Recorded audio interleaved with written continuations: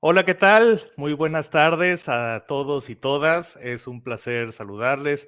Mi nombre es Sergio Garza Orellana y coordino el Departamento de Curaduría y Exhibiciones aquí en el Museo Arocena de Torreón, Coahuila.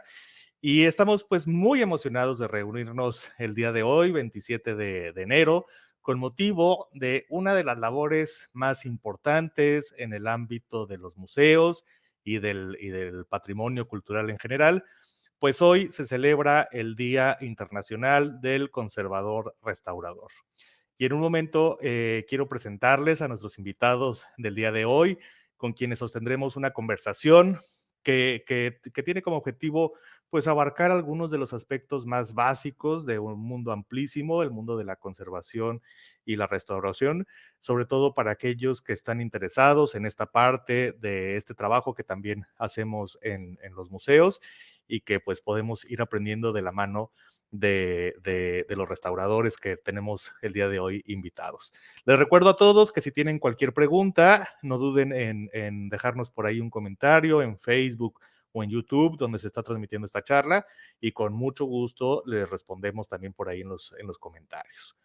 Y pues ahora sí tengo el gusto de presentarles a la maestra Marcela Sapiain González, titular de Conservación y Restauración del Museo Rosena. Bienvenida, Marcela, por aquí ya Hola, estamos. ya.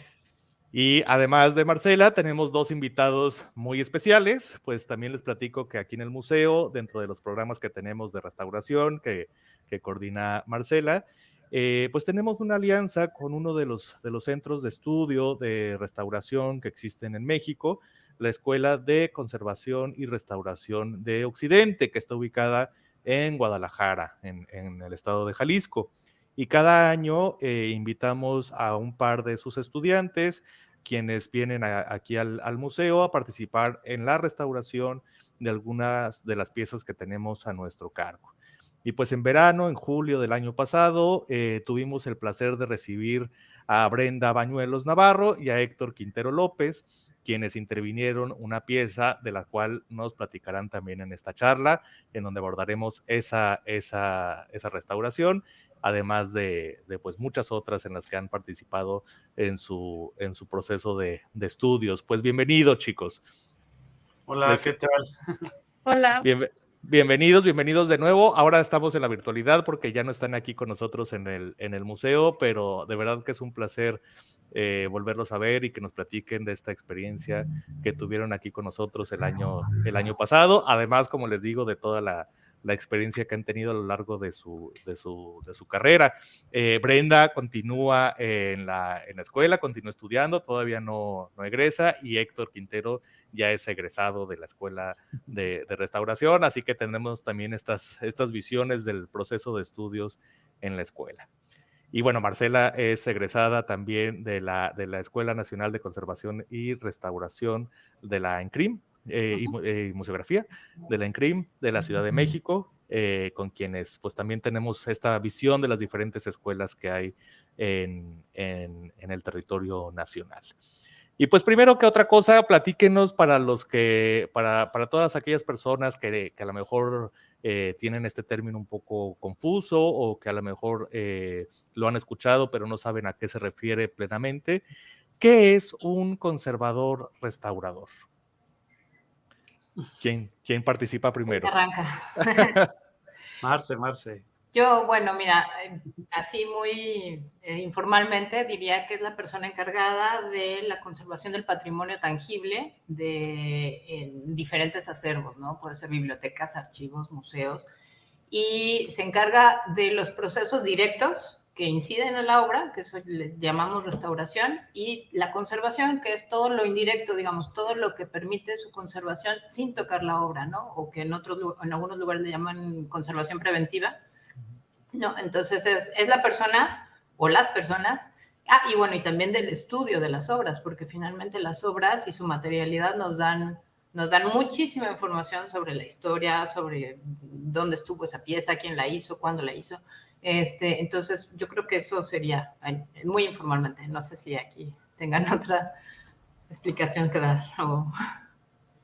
También desde su experiencia, pues, ¿qué han hecho? ¿Qué significa ser un conservador restaurador, Héctor y Brenda? A ver, Brenda. Pues significa cuidar los objetos o los bienes que pues les pertenecen a las personas y básicamente trabajas como para las personas, ¿no? Entonces, porque ya sea por algo que sea como utilitario o algo que sea como devocional, y es igual de importante pues conservarlos para que las personas sigan como eh, teniendo sus objetos y es bien padre como poder contribuir con eso. Sí, el disfrute, ¿no? De los objetos, porque finalmente ciertamente no trabajamos con objetos, pero no para objetos, ¿no? Así es. Sí. Perfecto. No, pues eso, digo, creo que en términos generales, dentro de los museos, pero también dentro de muchos otros ámbitos, pues esta es la labor de los conservadores restauradores, ¿no? Que es finalmente, pues, cuidar y vigilar que el patrimonio cultural, tanto público, privado, que está en las iglesias, en las zonas arqueológicas, en los museos, en las bibliotecas, como decía Marcela, pues que siga estando, ¿no? En esta larguísima cadena que muchas veces tienen los objetos, desde su creación, que muchas veces pues son de siglos atrás, otras son más nuevos, contemporáneos incluso, pero que pues la idea es que sigan existiendo mucho tiempo más y que finalmente para que eso suceda, pues hay estos procesos de conservación y restauración. Les platico aquí un poco la definición que tiene uno de los comités internacionales del ICOM, del Consejo Internacional de Museos, a ver si coinciden. Es una definición que ya tiene sus años, casi 40 años, entonces a lo mejor hay que hacerle algunas actualizaciones, pero ustedes me dirán como restauradores. Pero dice que la actividad del conservador restaurador consiste en básicamente tres cosas: el examen técnico, la preservación y la restauración de los bienes culturales. El examen, dice aquí, es el primer paso que se lleva a cabo para determinar la estructura y los componentes del objeto, así como los deterioros que pudiera tener el objeto, ¿no? Las alteraciones, las pérdidas y todos los procesos de documentación que esto conlleva. Ahorita también nos platican un poco de eso. La preservación, pues, es retardar o prevenir el deterioro de los desperfectos de los bienes culturales. Y finalmente, la restauración es rendir identificable un objeto deteriorado con desperfectos, sacrificando al mínimo de su integridad estética e histórica. ¿Qué nos pueden platicar un poco de esto? Sobre todo a lo mejor de la última parte de la restauración. ¿Esto qué significa rendir identificable un objeto deteriorado con desperfectos, sacrificando el mínimo de su integridad estética e histórica? Héctor. Yo que no he hablado. Pues, es que precisamente esto, o sea, para restaurar, pues a veces a la gente le gusta mucho vernos ya con el pincelito ahí en la obra y demás, pero pues es todo este camino, o sea, el investigar la pieza, ver su materialidad, identificar pues qué es lo que le duele, ¿no? Para poder nosotros así intervenir y que pues lo que realicemos realmente sea lo que necesita la pieza y que no vayamos pues a hacer algún desperfecto más, por así decirlo, porque es también lo importante, o sea, se pone en nuestras manos algo que se tiene que conservar y que la restauración, o sea, va a ser su preservación, porque pues imaginemos, ¿no? Como, bueno, algunos casos ya famosísimos del Echeomo, sobre todo, que nos puso en la mira, Sí. pues digo, ahí fue un resultado gracioso o demás, pero hay otras intervenciones que realmente son muy penosas y que se llega a perder pues mucha información de las piezas. Entonces, también esa parte de visibilizar lo que es nuestra profesión, o sea, el estudio de las piezas realmente por profesionales, porque como platicamos un poco de nuestra formación, pues llevamos también lo que es el análisis científico, clases de historia del arte. Entonces, son muchos aspectos los que vamos abordando para poder entender una pieza y, digamos, es el caminito hasta llegar a la restauración, ¿no? Entonces, creo que sí es pues importante el hecho de saber ¿cómo puedo decirlo? Que los restauradores, pues bueno, no somos solamente el que está ya con el pincelito demás, sino que hacemos una serie de estudios, entendemos la obra para poder pues llevar estas intervenciones satisfactoriamente. Claro. Y sabes que, Sergio, también una cosa que es importante, hablamos como de criterio de intervención, o sea, tratamos de que sea lo mínimo. Uno de los, así, de lo primero que te enseñan es la mínima intervención. Y la mínima intervención es lo mínimo que necesita para permanecer, ¿no? Y lo mínimo que necesita, que no significa que se vea mal, que no significa no sé, que se vea fea, pero que tenga posibilidades en el futuro de que otros lo vean en su integridad o en su origen, ¿no? Claramente el origen no existe, ¿no? O sea, una pieza envejece, una persona envejece, ¿no? Y no existe como estuvo en su origen, pero que tenga en lo posible la mayor integridad.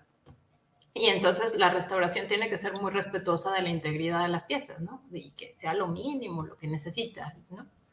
¿Y cómo identifican ustedes eso? O sea, ¿cuáles son las áreas donde es necesario intervenir una pieza? ¿Qué criterios usan para decir aquí sí, aquí no, aquí a lo mejor sí le podemos restaurar una parte o esto es completamente ajeno, o sea, no se puede restaurar esta pieza, ¿no?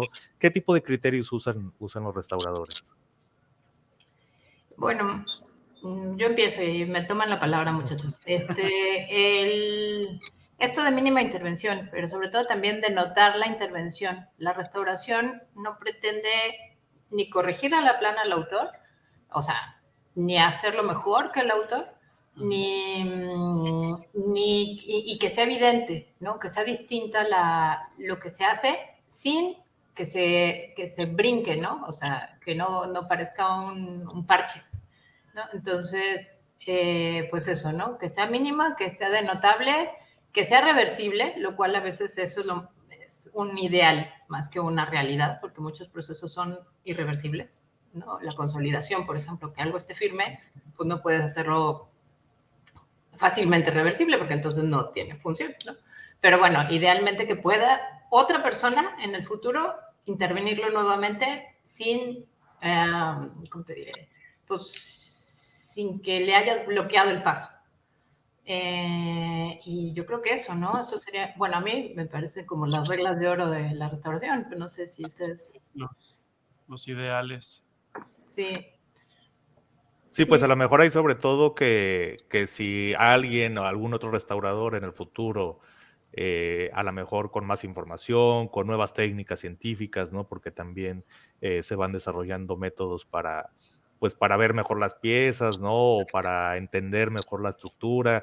Digo, pensemos en que luego podrá parecer extraño a lo mejor para ciertas personas, pero por ejemplo, luego se pueden hacer estudios de rayos X, por ejemplo, de algunas pinturas o de algunos objetos, cosa que, bueno, pues hace 150 años era impensable y que ahora con esos estudios pues se puede abordar las piezas de otra manera, pero siempre y cuando pues se pueda, lo que decían ustedes, ¿no? Digo, que se pueda revertir la restauración de alguien anterior, ¿no?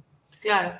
Y también sabes que ahora mismo las tomografías, ¿no? Estas tomografías, así como a los enfermos los meten en un tubo, la escultura, por ejemplo, es muy susceptible de ser investigada a través de tomografías y como haciendo una serie de cortes, como a las personas, nos permite ver, por ejemplo, toda la estructura, si tiene clavos, si tiene vetas, cómo es la madera, qué tipo de madera, se pueden hacer cosas maravillosas.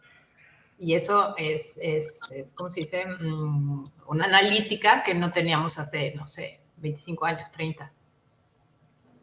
Y Claro, como es que sí. nos permite identificar, sobre todo ahora que, bueno, los estudios, no sé, las esculturas, como dices, luego se ve que los cristos de pasta de caña o con otras intervenciones que realmente pues nos van mostrando así como a nosotros, ¿no? Cuando hacen un estudio y ves así todos los cortes, vas identificando materiales y demás. Entonces, pues hasta a nosotros mismos nos sorprende muchísimo ese tipo de estudios y nos emociona, pues también porque ahora sí que cada pieza que llega también a nuestras manos es como pues muy diferente y muy especial, a pesar de que para, no sé, pintura de caballete, pues son ciertos procesos, ¿no? Pero al final no es como es en restauración, no es una receta de cocina, o sea, cada pieza va a tener sus retos, va a tener pues no sé, sus particularidades, y con este tipo de estudios pues nos va a ayudar un tanto más para saber el camino. Ahora sí, como lo que les mencionaba, nos va a decir qué le duele y hacia dónde nos vamos a dirigir con la intervención. Sí, claro. No, y eso también que finalmente, pues cada pieza, y esa es parte de la responsabilidad que tienen ustedes los restauradores, pero pues que cada pieza es original, única, es decir, si algo le pasa a la pieza en esa restauración, se pierde para siempre, ¿no? Esa información Sí, que está ahí guardada en la pieza, ¿no? Digamos, en la materialidad del Sí, objeto. y sí, Y nosotros tenemos que cuidar, por ejemplo, también mucho la documentación, porque a veces aparecen detrás de la pintura una inscripción, aparece una carta, aparece un, no sé, un cabellito, ¿no? Bueno, quizás sea excesivo eso, pero ya me entienden, ¿no? O sea, cosas que dicen de las personas que la crearon y que dicen de las personas que la poseyeron, ¿no? En el tiempo, ¿no? sí, Entonces, finalmente creo que somos los últimos de esta cadena que hablábamos, ¿no? Desde que va de la persona que creó el objeto, ¿no? El artista original o los artistas originales, pero también de las personas que a lo mejor fueron los que encargaron la producción de ese objeto, y luego todas las personas que la fueron custodiando, manteniendo. Y Incluso, ay, perdón, sí, no, adelante, Brenda. que incluso todas esas, bueno, toda esa vida que tuvo pues cada objeto que es bien diferente, o sea, todos tuvieron como algo distinto desde su creación hasta el contexto en el que estuvieron, que no sabemos cuál sea a veces porque ni siquiera está escrito como, ay, le pasó esto, estuvo en tal, no se puede como saber, y precisamente por eso no se puede utilizar como un método específico para, como de pasos, para todos los objetos, porque pues todos, a veces uno va a necesitar, no sé, alcohol, otro va a necesitar otro solvente más fuerte y no se sabe pues con qué es lo que lo va a ayudar como a que el proceso de la restauración como avance pues. sí. ¿Y cómo saben ustedes cómo ir viendo el objeto y guiando esos procesos si cada objeto es tan diferente, ¿no? O tan único? Y muchas veces no se tiene información, por lo menos por escrito, pero sí información en el objeto, ¿no? En los materiales del objeto. ¿Cómo sabrían Pues para ahora dónde sí ir? que vamos haciendo pruebas pequeñas y se va viendo como la reacción del objeto. A veces se tienen este tipo de tecnologías y a veces no, y pues nuestros ojos es lo que nos da como la respuesta sobre si vamos bien en el camino o tenemos que otra vez retroceder. Yo diría además que antes de cualquier intervención se hace un dictamen, que es como, pues esto, ¿no? ¿Qué tiene y cómo se manifiesta, ¿no? O sea, lo que los restauradores decimos efectos, bueno, lo que vemos son efectos, lo que estamos infiriendo son las causas y cómo estos efectos pues dañan o no dañan, se pueden eliminar, por ejemplo, o hay cosas que no se pueden eliminar y que ya son parte de la historia de la obra, ¿no? Por ejemplo, Sí. las craqueladuras de un cuadro son completamente su historia, ¿no? Y ya esas no van para atrás. Pero sabemos que no dañan, pero hay golpes, por ejemplo, en las pinturas que sí dañan, ¿no? Y que tienen que eliminarse, ¿no? Entonces, bueno, primero de todo un diagnóstico y después ya se hace una propuesta de intervención. Y bueno, cuando por ejemplo tenemos un equipo de varias personas, como tuvimos en verano nosotros, Brenda, Héctor y yo, pues lo que hacíamos era precisamente discutir, ¿no? Lo que veíamos y qué pensábamos, hacia dónde podíamos ir, ¿no? Y cuando este equipo, bueno, consensa una solución, pues se pone en práctica, ¿no? Ya se hace la restauración. Perfecto, pues a lo mejor vale la pena ya meternos un poco al tema, un poco a manera también de ejemplo de la restauración que hicieron ustedes en verano del año pasado. Les platico yo brevemente de una pieza que muy generosamente nos han prestado en comodato la familia Barraza Allande, y que va a estar aquí en el Museo Sena durante muchos años más, y que tenía a lo mejor una serie de problemas. Ahorita nos platican a lo mejor un poco de la problemática que tenía, y bueno, que vimos que tenía estas problemáticas y que hacía falta la restauración. Esta es una pieza que identificamos que también el coleccionista nos platicó de su procedencia, que forma parte de este estudio de la dictaminación, ¿no? De cómo llegó a manos del coleccionista. La pieza venía identificada como procedente de la escuela cusqueña, ¿no? Del Virreinato del Perú del siglo XVIII, y representa una escena, pues una representación de un tema que fue relativamente común, sobre todo en esa zona, en esa época, que es la Trinidad del Cielo y la Trinidad de la Tierra, ¿no? Ahorita ponemos por ahí la imagen y vamos viéndola, pero platíquenos un poco cómo fue. Digo, ustedes llegaron, vieron la pieza, cómo fue el proceso, ¿no? Tanto de dictamen, de la propuesta de intervención y finalmente la restauración de la pieza. Bueno, pues esta pieza, la verdad que como todo, ¿no? Te nace el amor a primera vista y ya empiezas a observar. Y también algo que se nos va desarrollando en los restauradores, pues es el ir identificando, digamos, lo que es los materiales originales, por así decirlo, a las intervenciones que ha sufrido la pieza. Entonces de pronto ya empezabas a ver ciertas zonas que no correspondían, que bueno, ya fuimos dando con esta misma historia de la pieza, identificar sus intervenciones anteriores, una serie de barnices que les fueron colocadas pues para que la imagen se viera, digamos, pareja, por así decirlo, para que estas intervenciones no se denotaran tanto, porque al final, bueno, estuvo muy padre esto que comenta Marce, que entre los tres nos poníamos a platicar, qué se va a hacer con la pieza, oye, salió cierta inscripción y esto. Entonces, con los conocimientos que vamos teniendo, vamos pudiendo entrelazar esta historia que sufrió la pieza. En este caso, pues Marce identificó el taller donde fue intervenida la pieza, pues muy posiblemente casi al momento de su compra.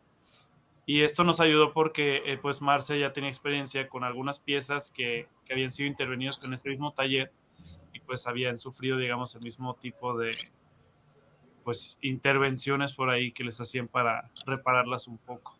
No sé Ahora si sí que la restauración de la restauración, ¿no? Porque sí. Sí, que a veces es pues lo más problemático, ¿no? Que encontrarse restauraciones anteriores no profesionales suele ser más problemático que el deterioro por las condiciones ambientales, ¿no? Ni la lluvia, ni el sol, ni el abandono son tan gachos como algunos advenedizos que vienen a restaurar sin saber, ¿no? O sea, esto pues entendemos que no existen profesionales de conservación en todos lados y que no siempre han existido además, ¿no? Entonces, pero por otro lado, pues sí existimos los profesionales, ¿no? Entonces, pues a veces lo que sucede con algunas intervenciones no profesionales es que dañan o ponen, ¿cómo se dice? Pues sí, en un entredicho la pieza, ¿no? La ponen frágil o la vulnerable, digamos. Entonces, pues eso. No, y eso estuvo muy padre. O sea, siempre es lo bonito de trabajar en equipo, que estuvieron aquí ellos y que podíamos discutirlo, ¿no? A mí me encanta discutir temas como colegas y que dices, ah, claro, esa es una buena solución, no se me hubiera ocurrido, ¿no? O, ¿qué? O sea, sí, pues eso. Y que a veces a mí me pasa, ¿no? Con colegas más jóvenes que eso no lo había pensado ni lo había yo hecho porque es una cosa nueva, porque lo están improvisando, no lo están improvisando, pero lo están empezando a usar, ¿no? Entonces, ese tipo de cosas son muy, muy satisfactorias del trabajo en equipo, cuando se hace una intervención de conservación así. Y entonces, ustedes vieron que uno de los problemas que tenía la pieza, pues era esta intervención anterior, ¿no? Que se había realizado pues en algún otro momento. ¿Y qué otros problemas vieron en la pieza que meritaran su restauración? ¿O ese fue el problema principal?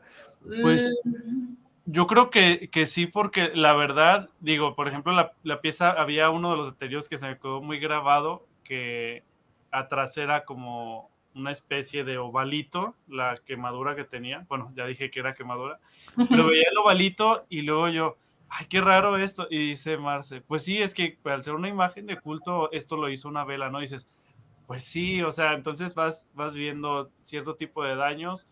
Otro tipo de daños que presentaba que, bueno, eran algunas roturas o faltantes, que esta intervención ahora sí que fue pues muy invasiva, además porque le colocaron unos parches con, digamos, resistor blanco y una pasta muy fea. Entonces encima del original estaba esta pasta y luego todavía pintan y todavía le agregan hasta florecitas y cosas que no eran ya del original, ¿no? Entonces sí es cuando, a ver, ¿qué quito, qué pongo? Porque incluso el Niñito Dios, por ejemplo, tenía una reintegración, eso sí, muy bonita, el piecito estaba súper bien hecho, pero no era, digamos, lo que estaba debajo de él estaba afectando la estabilidad de la pieza. Entonces ahora sí que con todo y pena, pero pues se tiene que quitar. Y al final, pues bueno, se hacen estos tratamientos que ya son conforme a la pieza y se vuelve a reintegrar y pues quedó, digamos, muy bonito. Entonces sí, Sí, no, y eso también que dice Héctor, hay que, o sea, atender lo estructural primero, pues sí, la estabilidad y atendida la cuestión estructural, ya podemos intervenir lo que la gente piensa que solo es restauración, que es el pincelito, ¿no? Y no, bueno, el pincelito es una parte de todos los procesos, que es muy bonito, pero no es lo único. Y aquí entonces, para atender esta parte estructural, ¿qué fue lo primero que hicieron o cómo fue el proceso ya de la intervención que ustedes hicieron? Pues primero se hizo pues el diagnóstico y luego después como una propuesta que entre todos también, pues entre todos la logramos como para la mejor, o sea, que fuera como lo mejor que pudiéramos hacer para la pieza, pues. Y lo primero que tenía era que pues no tenía como sujeción al bastidor, por la intervención que tenía, que eran unas bandas pues perimetrales. Entonces, pues lo primero que debíamos era atender esa parte estructural para que la obra estuviera pues estable en su bastidor. Y pues se optó por retirar esas intervenciones, así como algunas otras, pues, pero en lo estructural fue pues básicamente eso. Y pues tuvimos que hacerles tratamientos como corrección de plano, para poder volver a tener pues una obra como, además de estable, pues sí que se pudiera como leer que tenía que ir así, pues, ya pues nerviosa.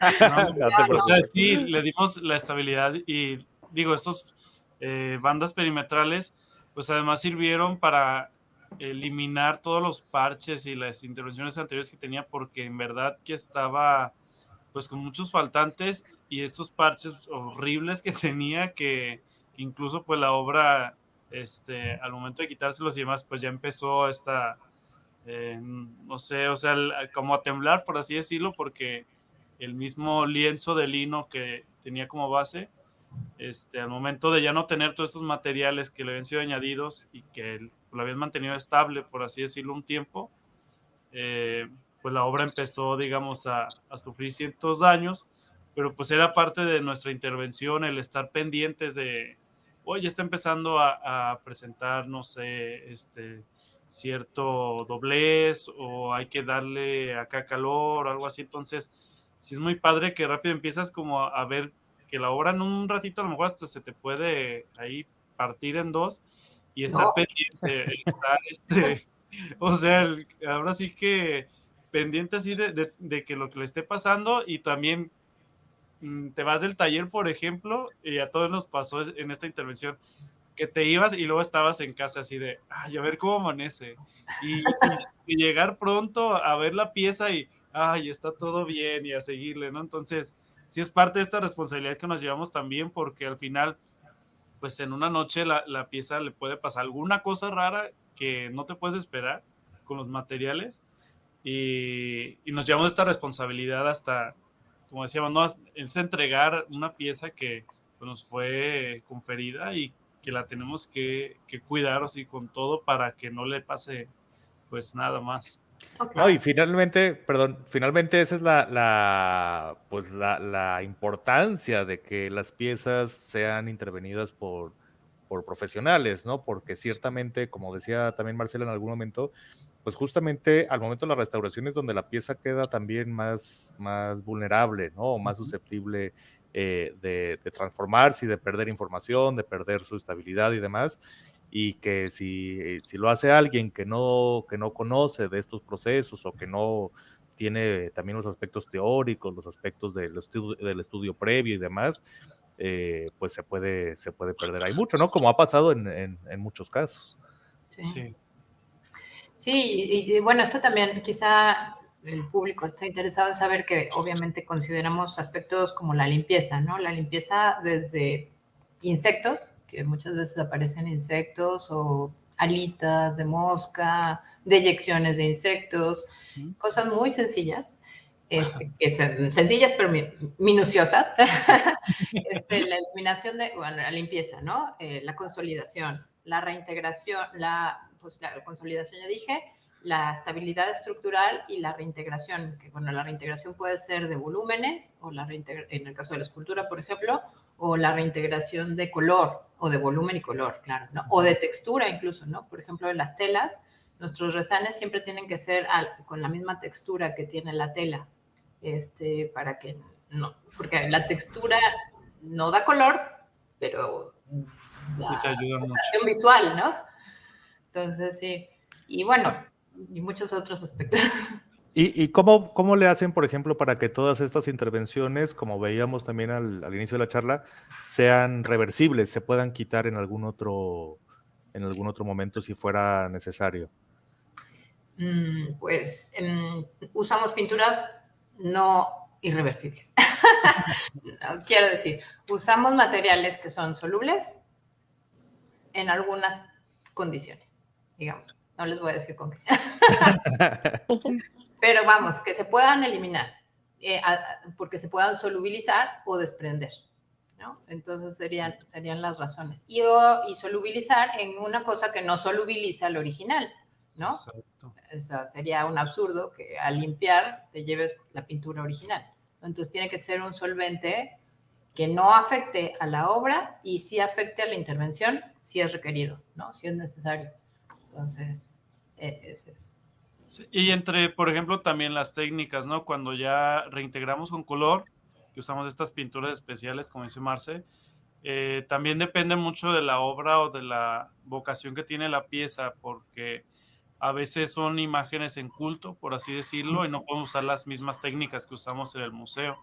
A veces, pues sobre todo en las piezas de museo, se hace lo que sería el puntillismo, el rigatino, que es con líneas, pero pues en una imagen en culto no le vas a poder estar haciendo las líneas o así, entonces haces, digamos, una intervención que le llamamos mimética o 1-1, pero también lo que tienen estos materiales es que los puedes identificar, por ejemplo, con luz ultravioleta, entonces en cuanto le tiras así el halo de luz, la pieza del original se va a ver, no sé, como fluorescente, y nuestros materiales se van a ver más oscuros. Entonces, un profesional en restauración va a decir, pues, si tenía duda, ¿no? Esta parte se intervino, en cuanto vea eso va a decir, ok, esta es la zona que ellos intervinieron, ya va a saber qué tipo de materiales usar para quitar esa pintura, ¿no? Entonces, Claro. es lo que tiene también muy interesante la restauración, que se respeta el original, al final te integra la pieza y te da estas opciones, ¿no? De poder quitar la intervención en dado caso que se requiera y que no vayas a afectar al original. Y otra cosa, esto que acaba de mencionar Héctor es muy interesante. O sea, no es que tratemos distinto, mejor o peor, a una obra, por ejemplo, en culto, que son las de las iglesias, a una obra de un museo. Pero en un museo hay posibilidades de explicar por qué a un personaje le falta una mano, ¿no? O no explicarlo y no pasa nada porque sigue siendo una gran talla, ¿no? Una gran escultura aunque le falte una mano. Y en una imagen devocional, pues no, porque definitivamente nadie va a permitir eso. O sea, sería, no se puede, no cumple su función de dar devoción si le falta una mano, ¿no? La gente va a decir, ¿por qué le falta una mano? Entonces, digamos que hay criterios distintos, pero el mismo cuidado, ¿no? Y que claramente si la mano es nueva, en el caso de una virgencita, a la que se le pone una mano nueva, bueno, que la mano sea perfectamente identificable. Incluso a veces los restauradores ponemos inscripciones no visibles o no demasiado patentes de esta pieza o cosa se colocó en el año tal, ¿no? O en la fecha tal, por tal persona. A veces no es necesario, ¿no? Pero hay gente que hace eso. Yo lo he hecho. Sí. Por ahí hay algunas piezas que tienen señalética de Marcela. Señalética debajo de la Claro. reintegración. Entonces, habría que quitar la reintegración y encontrar la señalética que diga este brazo es nuevo, por ejemplo. No, está No, padre. y das más información que puede ser muy útil para estudios posteriores, ¿no? De la Claro. pieza. Y justamente creo que también a lo mejor en un paréntesis histórico, pero bueno, hoy se celebra el Día del Restaurador Conservador, hoy 27 de enero, porque se celebra el natalicio de uno de los pensadores que dio origen, ¿no?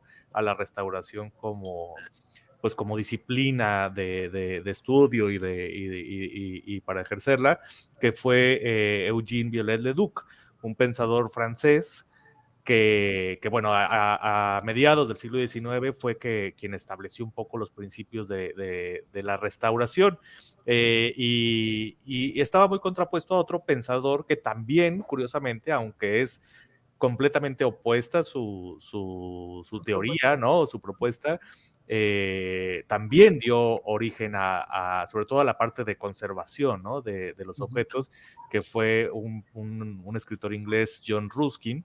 Les leo un par de citas que tenemos aquí de ellos para ver también esta diferencia entre restaurar y conservar, ¿no? Pero dice Viollet-le-Duc que restaurar un edificio no es mantenerlo, repararlo o rehacerlo, sino restituirlo a un estado acabado que incluso pudo no haber existido jamás en un momento determinado, ¿no? Es decir, si por alguna razón al artista original le faltó hacer la manita del niño Jesús o demás, Viollet-le-Duc propondría que pues, le pusiéramos esa manita, ¿no? Para que se complete la imagen que a lo mejor nunca estuvo hecha, pero que está en las manos del restaurador o de quien hace la intervención, ponerla, ¿no? Así como en este estado que pudo no haber existido jamás. Y en cambio, el pensador inglés John Ruskin dice, los antiguos edificios no son nuestros, pertenecen en parte a los que los construyeron y en parte a las generaciones que vendrán. Los muertos aún tienen algún derecho sobre ellos. Aquello por lo que trabajaron, nosotros no tenemos derecho a destruirlo. Tenemos libertad de derribar lo que nosotros mismos hemos construido, pero aquello por lo que otros hombres entregaron su fuerza, su salud y su vida, su derecho sobre ello no acaba con la muerte.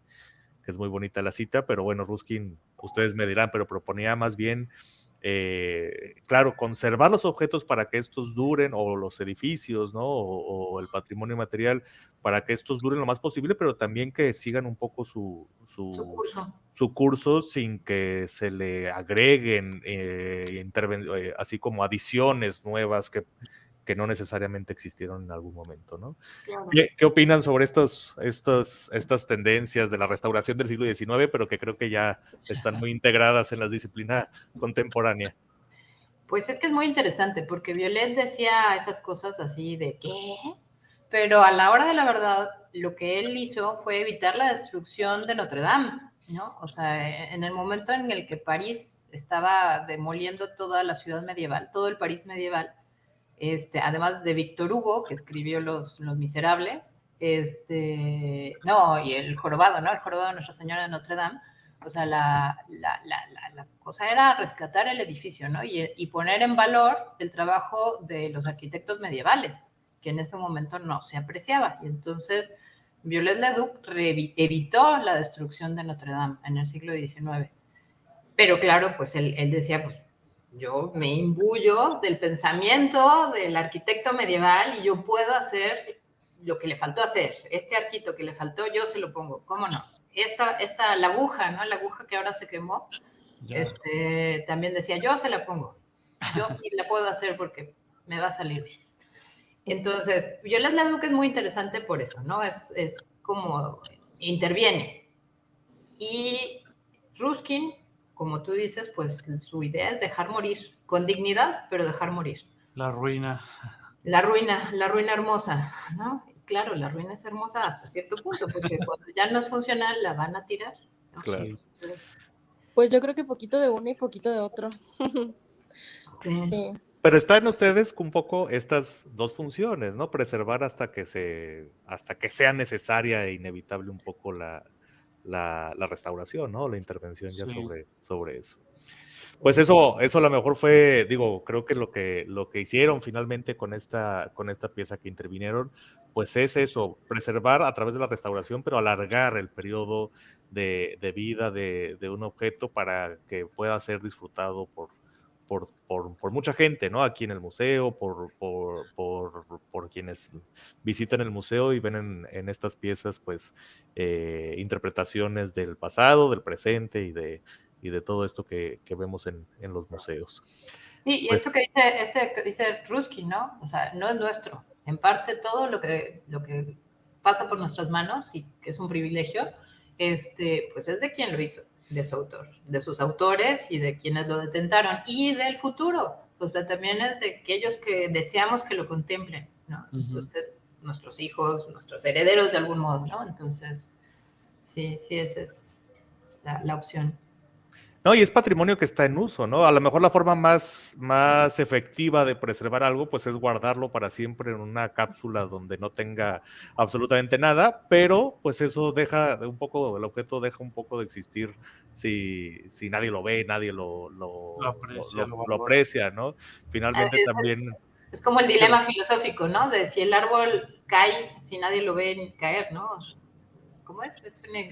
O suena al caer, algo así. Si un árbol se cae en medio del bosque y no hay nadie para oírlo, ¿realmente se cae o se escucha o algo por el estilo, Sí. no? Sí. Y bueno, pues esto que nos estuvieron platicando de la intervención de esta pieza, pues es parte del trabajo que se hace en los museos. Pero ustedes también a lo mejor han tenido experiencias o conocen de gente que tiene experiencias que no necesariamente son del ámbito de los museos. ¿Qué otro tipo de restauradores hay o ustedes mismos si han restaurado algunas piezas que no necesariamente están en los museos, sino en otros ámbitos? ¿Qué tipo de ámbitos son estos, ¿no? ¿Y qué tipo de piezas? Pues sobre todo creo que los que están en las zonas arqueológicas, tengo pues muchos compañeros que les gusta el arte prehispánico, entonces se van a las zonas arqueológicas. Ahorita están para el lado del famoso Tren Maya y pues también los ves con obras padrísimas. Los que les gusta pues estar en comunidad con sobre todo pues lo que llamamos el arte sacro, estas comunidades que de pronto requieren la restauración de su Cristo, de su Virgen, y pues también digamos depende mucho porque hasta hay restauradores que están con patrimonio en galerías o ya arte moderno. Coleccionistas. Claro. Sí, entonces sí es muy variado ahora sí que el abanico que hay para trabajo de los restauradores y no nos andamos pisando ahí los callos porque sí hay mucho trabajo para todos, o sea, y esto, o sea, cuando ya te gusta mucho como un material o un tema en específico y así, pues lo vas desarrollando más y es lo que tiene muy padre que hay pues para trabajo para todos y como dices tú en muchas áreas que no solamente nos encasillan al museo, por ejemplo. Sí, por ejemplo, los archivos de cualquier tipo, ¿no? Las fototecas, las bibliotecas y los archivos documentales variadísimos, ¿no? Y de esos hay, bueno, jurídicos, eclesiásticos, Claro. civiles, privados, públicos, de todo.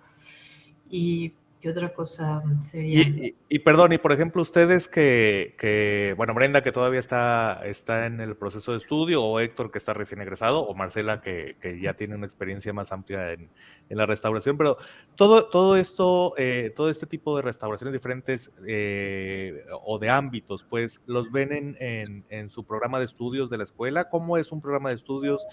Digamos, si alguien ahorita quiere estudiar restauración, ¿a qué tipo de programa sería el que Pues, se enfrentaría? pues sí, está como vasto de alguna manera, en la ECRO. Si llevas, cerámica, llevamos mural, llevamos pintura de caballete, llevamos escultura policromada, papel, metales, y el optativo, que es como si no hay como un taller que quieras volver a recursar o que te haya interesado, puedes ir a buscar a cualquier otro lugar, un material que no esté aquí. Pues eso está padre porque puedes buscar textiles, no sé, como patrimonio subacuático, entre otras cosas que están en otros contextos que pues aquí no los tenemos, pero te da como esa oportunidad de abrir como el conocimiento a otras áreas. Está padre. Y ustedes, chicos, ¿qué es a lo que se quisieran especializar o dedicar dentro del ámbito de la restauración? Pues a mí me encantó pintura, pero pues también todavía no termino la escuela y probablemente me guste otro material. Y estoy emocionada porque voy a pasar a papel, entonces creo que también eso está muy interesante.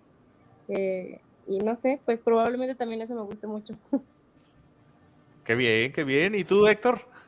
Pues mira, mis santitos. O sea, lo que sea arte sacro, además me fascina, o sea, pintura, escultura, es como lo que más me he desarrollado, sobre todo, pues he tenido la fortuna de estar con escultura devocional, entonces ya estar in situ es muy padre porque luego, pues la imagen sigue en culto, por así decirlo, ¿no? Está llegando la gente, le está rezando, te están contando, pues, milagros y todo, no son experiencias que, bueno, a mí me llenan mucho y creo que por ahí voy bien, quiero seguir en eso.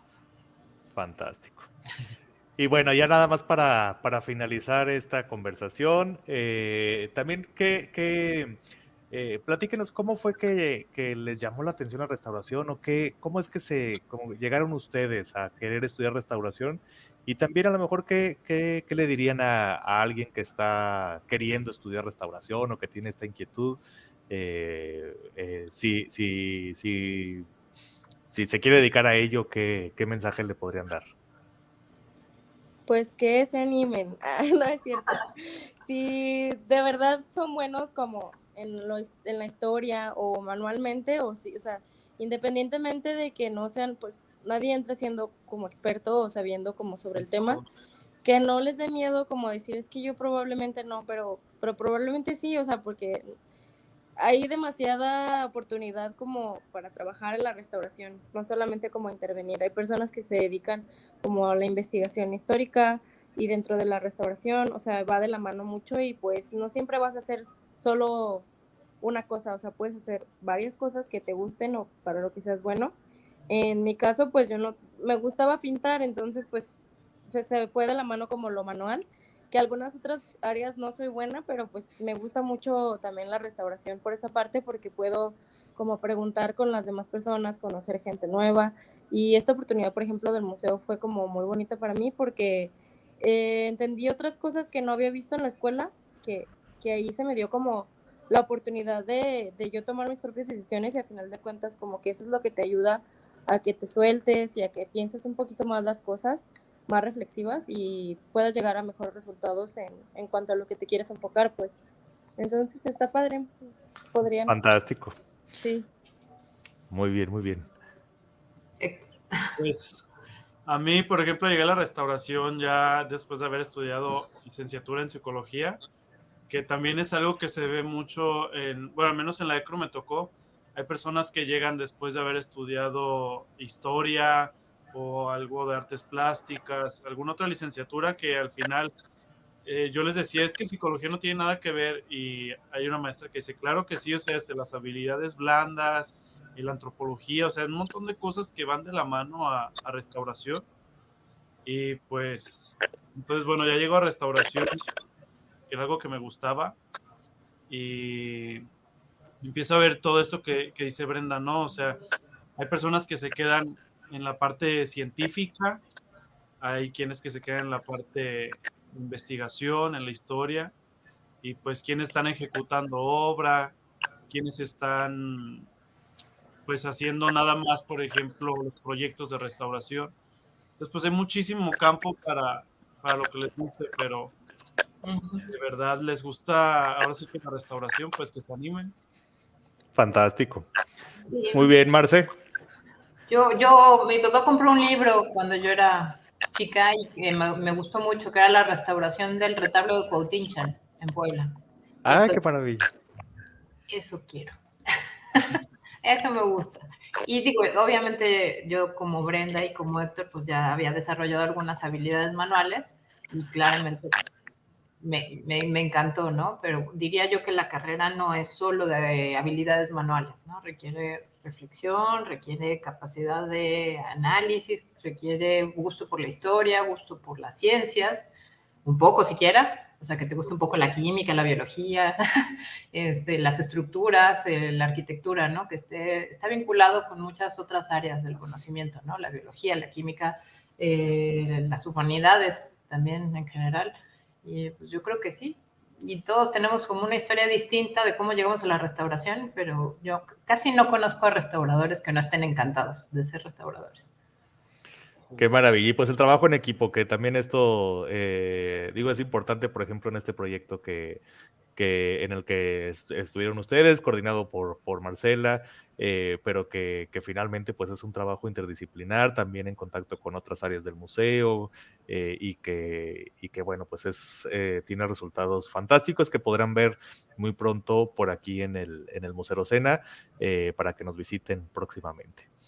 Pues muchísimas gracias, chicos. Qué gusto platicar nuevamente con ustedes, qué gusto tenerlos por aquí presentes. Y de verdad que quienes deseen acercarse a la restauración, a la disciplina, o también al trabajo del museo, acérquense aquí al Museo Rosena. Aquí Héctor y Brenda pues están Brenda está estudiando y Héctor es egresado de la ECRO, de la Escuela de Conservación y Restauración de Occidente en Guadalajara. Marcela, como decíamos, es de la Ciudad de México, de la Escuela Nacional de Conservación, Restauración y Museografía, entre otras escuelas que también existen en el territorio nacional, así que también por ahí se pueden acercar si alguien tiene interés en seguir con la restauración de manera profesional, ¿no? Pues muchísimas gracias, Héctor. Parece que Brenda se nos fue, Sí, pero algo estuvo pasó. casi hasta el final. Muy bien. Y muchísimas gracias, Marcela. Qué gusto platicar y charlar con ustedes. Si alguien tiene cualquier pregunta, déjenosla por aquí en los comentarios de Facebook o de YouTube y nosotros ahora mismo les contestamos por un mensajito escrito. Pues muchísimas gracias a ustedes y a todos los que nos estuvieron escuchando. Por aquí estamos para servirles en el Museo Rosena. Muchas gracias y hasta luego. Gracias, adiós. Que estén bien. Bye.